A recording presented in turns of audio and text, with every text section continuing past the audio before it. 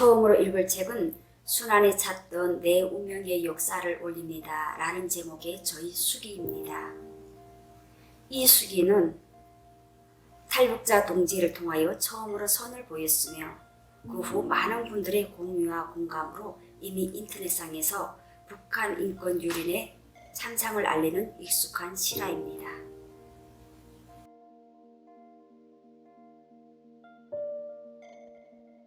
순환에 찾던 내 운명의 역사를 올립니다.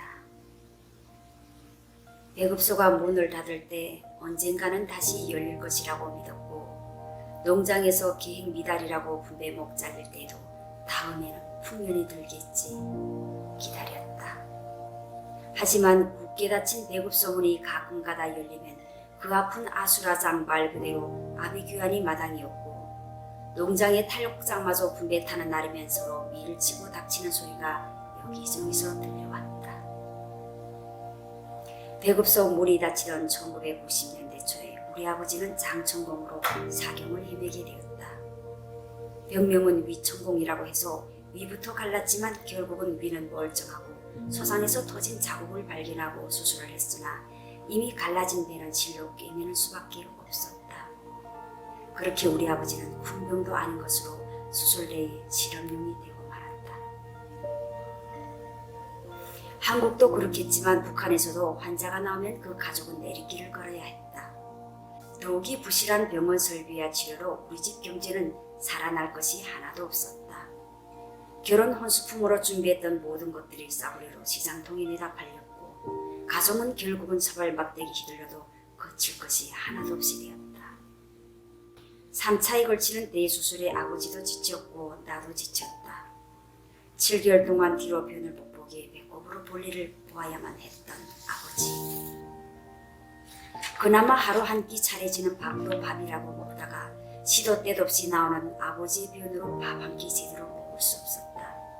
하지만 이것이 고통스러운 것이 아니었다. 아버지의 병으로 인한 가정의 파산으로 언니 오빠가 머리가 돌아버린 것이다. 비록 돌아버린 이유가 정신병이라고 간단하게 말하면 되겠지만, 유전으로 볼 때 정신병자 하나 없는 집안에 두 사람이 정신병자가 나온 것을 무엇으로 해석하면 될까? 잊고 살았던 지난날에 내가 지금 이 글을 쓰는 손가락이 떨린다. 정말 중국 생활 10여 년에 한국 생활 비록 1년이지만 아직 한 번도 가족에게 내비치지 못한 가슴 아픈 사연 때문에 또다시 내 눈물이 흐른다. 기아와 굶주림은 우리의 머리 위에, 아니 정확히는 내 머리 위에 떨어졌다. 병마로 고통받는 아버지는 의식이 없음의 집안 실정을 간간 모르셨다. 정신 나간 오빠와 언니도 세상이 이제는 똑똑할 만하다.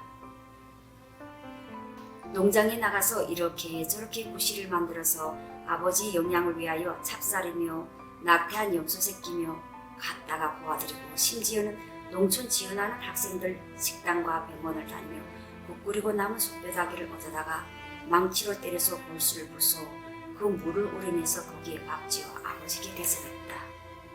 아버지는 그런 대로 몸은 호전했으나 정신이 돌아간 언니 오빠는 돌아올 수가 없다. 걸핏하면 도끼, 톱, 과일을 쥐고 나하고 아버지한테 달려들기가 일쑤였다. 돌아가신 엄마가 원망스러웠다. 엄마는 이런 꼴로 살라고 나를 낳았던가. 우리 엄마는 내가 10살도 되기 전에 가족을 남기고 먼저 세상을 떠나갔다. 너무나도 원망스러웠다. 아버지와 돌아버린 형제들을 내 어깨 위에 얹혀놓으면 나는 어떻게 살아야 하는 건가. 죽고 싶다. 살아서 뭐하냐. 이런 꼴 저런 꼴 다 보기 싫다. 하지만 내가 죽으면 남은 가족들은 어찌 살까. 걱정이 되어 죽지도 못하고 살지도 못하고 이리고 뭐고 다 싫어지게 되었다. 죽이라도 연명하려면 이제는 생활전선에 뛰어들어야만 했다. 가정의 세대주가 되었던 오빠가 이 꼴이 되고 보니 내 앞으로 모든 짐이 다 옮겨왔지만 아버지의 병간호로 일을 못하니 온 가족 분배가 다 잘렸다. 언제 덤벼들지 모르는 정신없는 오빠를 데리고 산에 가서 봄이면 부채마, 삽주, 두둑, 산나물, 도토리 닥치는 대로 캐고 주워드렸다. 그래도 하루에 한 끼밖에 차려줄 수 없는 것이 우리 삶입니다. 정신이 나가기 전에는 착하고 부지런하기로 소문났던 오빠가 정신을 놓으니 일하기를 딱 싫어했다. 도토리 한 줌을 죽고는 온종일 내 뒤만 졸졸 따라다녔다. 미칠 지경이었다. 지금은 죄스럽지만 당시에는 차라리 빨리 안 죽는 짓입니다. 마대 같은 배낭 하나 가득 채우면 산골짜기에서 해가 넘어간다.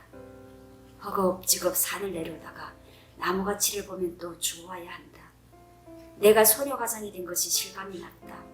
오면서 눈물을 씹어 삼켰다. 낑낑거리면서 집에 들어서자 썰렁한 기운이 감돌았다. 살아있는 온기라고는 느껴지지 않았다. 죽고 싶다는 생각에 도토리 줍다가 공발차치를 따라다닌 적도 있다. 하지만 죄 많은 인간은 살아서 고생하라고 하는지 불만난 곰이 돌아치면서 사람을 무지도 죽이고만 나한테는 눈도 안 돌리는 것 같다. 그렇게 봄이 가고 여름이 가고 가을이 갔다. 겨울은 또 어찌 살아야 할까? 하지만 겨울이라고 앉아있을 수도 없다. 눈속을 헤집고라도 다람쥐가 먹다 버린 도토리라도 주어야 식구들 입에 불칠이라도 할 수 있었다. 그리고 이제는 살찐 부채만은 없어도 야인 놈이라도 캐와야 했다. 돌 사이를 곡괭이로 파면 온 손전등이 쫙쫙 아른한다. 피가 솟는다. 그렇게 1년이 지나고 2년이 지나고 삶이 점점 고달팠다. 엄마가 또 원망스러워졌다. 차라리 묘 이장이라도 해볼까 생각을 하니 별로 어려운 건 아니었다. 아버지하고 언론에서 엄마의 묘소를 찾아가서 제를 지내고 이장을 서둘렀다. 한 마을에 사는 분이 해주려다가 아파서 들어눕게 되었다. 그런데 이런 일은 미루면 안 된다고 해서 그냥 하기로 했는데 형부라는 사람이 묘를 좀 파내려가더니 못하겠다고 해서 할 수 없이 내가 삶을 들고 나섰다. 무덤을 겁도 없이 제껴냈다. 뼈를 꺼내야 하는데 사람이 없다. 몸이 성취하는 아버지를 안아서 멍하니 들이앉혔다. 그리고 위에서 나는 아버지가 오른쪽 하면 내가 오른쪽을 받아 외친다. 왼쪽 하면 또 왼쪽. 뼈가 잘 안 발라진다. 나무칼로 살을 뜯으니 잘 안 되었다.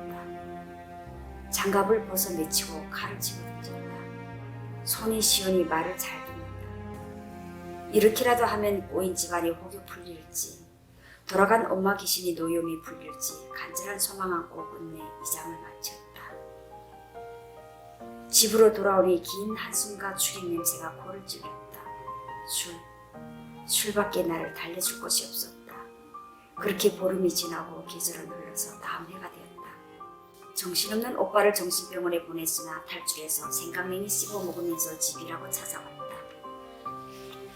봄이면 소나무를 타고 올라서 술하고는 채취했다. 그렇게 또 늦은 봄이 왔으나 이제 나는 기력이 쇠진했다. 몇 년을 앓는 아버지와 정신이 없는 형제를 살리느라고 살 기운이 다 빠졌다. 옛 어른들이 그랬던가. 헌덕이 새도